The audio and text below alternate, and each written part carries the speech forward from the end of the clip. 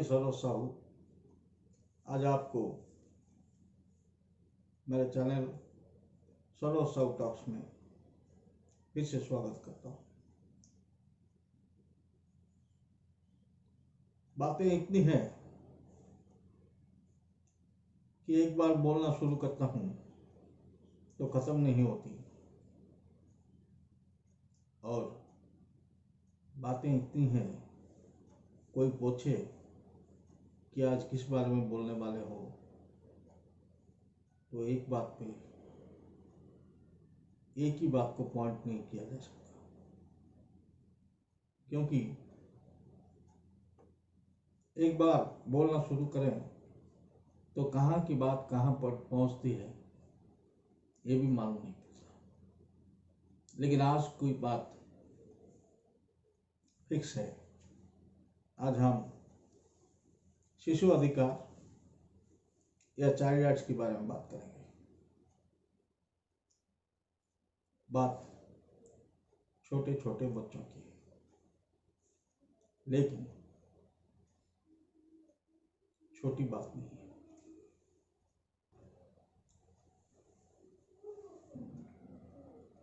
इस बात का मैं आपके सामने एक तुलनात्मक स्टडी रखूंगा। उसके बाद आपको तय करना है कि हम कहाँ पर हैं, दुनिया कहाँ पर है, दुनिया कहाँ पर है और कहाँ पर दिखाना चाहता है। हर चीज में, हर बात पे, हर स्पीयर में हर किसी ने भारतीयों को एक ऐसा गिल्टी फीलिंग में डाला हुआ है कि भारत के लोग जब तक, एक तो भारत के लोग झूठ बोलने में थोड़ा परहेज करते हैं, दूसरा जब तक करेक्ट डाटा ना हो तब तक बोलना मुश्किल हो जाता है। लेकिन क्योंकि मैंने इस लाइन में तकरीबन 15 से 16 साल काम किया है, इसलिए मैं आपको इस बारे में कुछ कंक्रीट बता सकता हूँ। यूएन असेंबली में, यूएन के जनरल असेंबली में 20 नवंबर 1998 को एक चाइल्ड राइट्स चार्टर पास किया गया और उसे 1990 में भारत में लागू किया गया। भारत ने इस चार्टर पर साइन किया। तो जैसे कि मैं बोल रहा था, बात छोटे छोटे बच्चों की है, लेकिन छोटी बात नहीं है, इसलिए थोड़ा लंबा खींचेगा बात। चाहे एक एपिसोड हो या 2 एपिसोड हो या फिर 3 एपिसोड तक जाए, आपको अगर पसंद आए तो आप हमारे साथ रहिएगा। हम रोज एक एपिसोड डालने की कोशिश करेंगे और कुछ हमारे प्रियजनों को वीडियो थोड़ा लंबा हो जाने का ऐसा कुछ लग रहा है, लेकिन क्या करें, एक बार बात करना शुरू करते हैं तो एक बाउंड्री के अंदर रहकर भी बात खत्म नहीं हो रही है। ठीक है, तो अगर आप ये देखना चाहते हैं तो आप जुड़े रहिए। जितना भी एपिसोड हो, मैं आपको एक क्लैरिटी लाऊंगा इस सब्जेक्ट के बारे में। पहला बात, सबको लगता है कि 1990 के बाद भारत में शिशु अधिकार का प्रोग्राम चला। लेकिन दोस्तों, आप कभी ध्रुव के बारे में जानते हैं? ध्रुव वो बच्चा है जिसने अपने पिता की गोद में बैठना अपना अधिकार समझा था, और क्योंकि उसकी जो सौतेली माँ थी वो उसे पिता की गोद में बैठने नहीं दे रही थी, इसलिए उसने तपस्या किया था। क्या आप नचिकेता के बारे में जानते हैं? नचिकेता जो मृत्यु का रहस्य जानने के लिए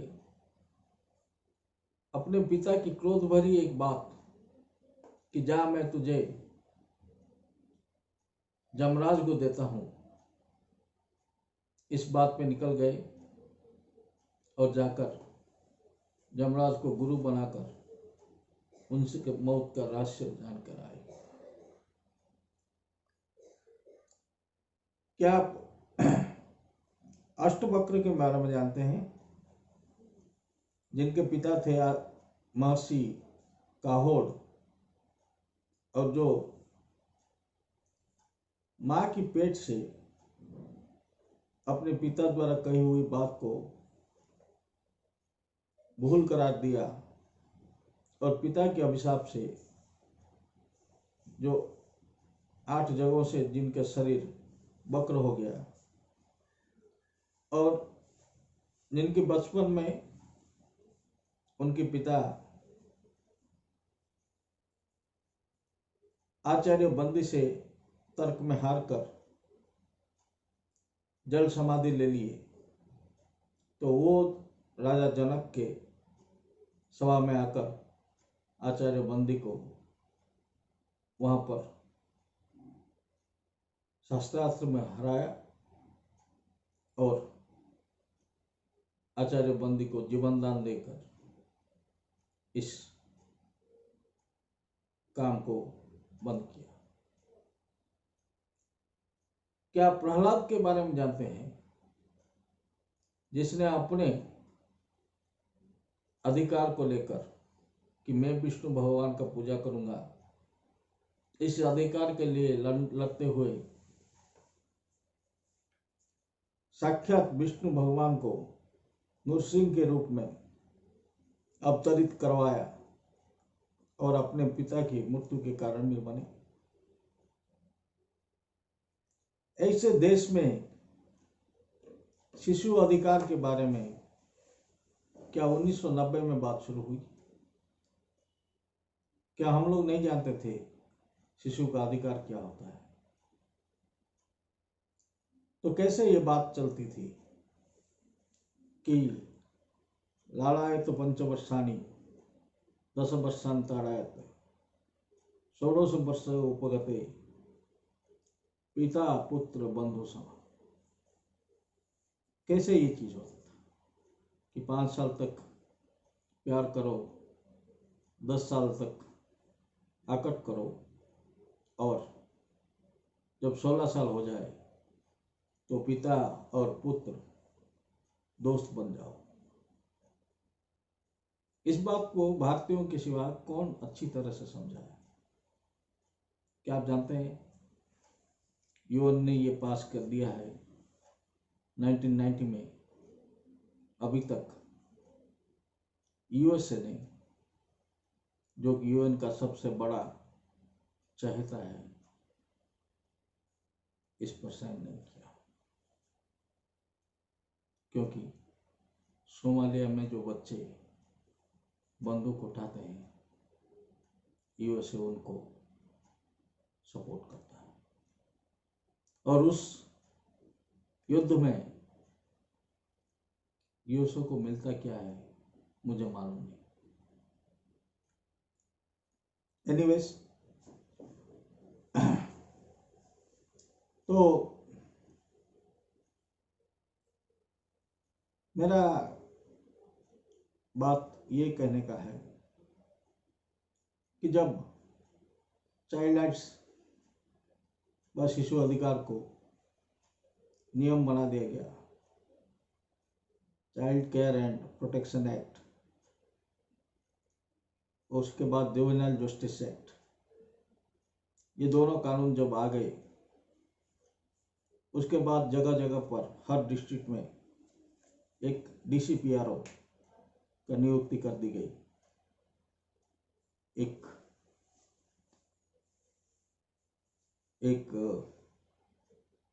इंस्टीट्यूशनल और एक नॉन इंस्टीट्यूशनल अफसर्स रख दिए गए। उसके बाद वॉलंटियर्स भी रख दिए गए। लेकिन हो क्या रहा है, जिन स्कूलों में अभी तक टीचर मारते हैं, क्या किसी को पता नहीं है कि ऐसे स्कूल भी हैं? स्कूलों में बच्चों को 40 बच्चों के लिए एक टीचर है क्या ये शिशु अधिकार का हनन नहीं है? 40 बच्चों के लिए एक फैन है, एक फैन, और वो भी टीचर के पास लगा हुआ है, कि ये शिशु अधिकार का हनन नहीं है? बच्चे नीचे बैठ के पढ़ते हैं, 5-5 क्लास को एक ही टीचर है, क्या ये शिशु अधिकार का हनन नहीं है? 18 या 20 बच्चे एक ऑटो में, किस तरह, किसका नाम लूं? जिसका नाम लूं उसका अधिकार का हनन हो जाएगा। सामान की तरह ठूंस दिया जाता है, क्या यह शिशु अधिकार का हनन नहीं है? क्या जिस शिशु का पिता जेल चला गया हो और माता कोई काम ना करती हो, घर में रहती हो, वो शिशु अगर किसी चाय की दुकान पे काम करता है तो ये सबको बुरा लगता है। लेकिन क्या होता है, अगर वो बच्चा उस चाय की दुकान में काम नहीं करेगा तो उसकी माँ को क्या करना पड़ेगा, ये मैं आपसे पूछता हूँ। और वो परिवार कैसे चलेगा, ये मैं आपसे पूछता हूँ। 15 मिनट हो गया है, आज यहीं रुकते हैं, फिर अगली बार मिलेंगे, इसी सब्जेक्ट के ऊपर बात करेंगे। आपको क्या पूछना है, आपको अगर कुछ कहना है तो इसी वीडियो के नीचे जो कमेंट बॉक्स है उसमें लिखिए। ये एक बहुत ही बातचीत वाला वीडियो हो जाएगा, आपका बात और मेरा जवाब दोनों मिल जाएंगे। तो इतना देर तक मुझे सुनने के लिए धन्यवाद। रहता हूँ सरोज साहब।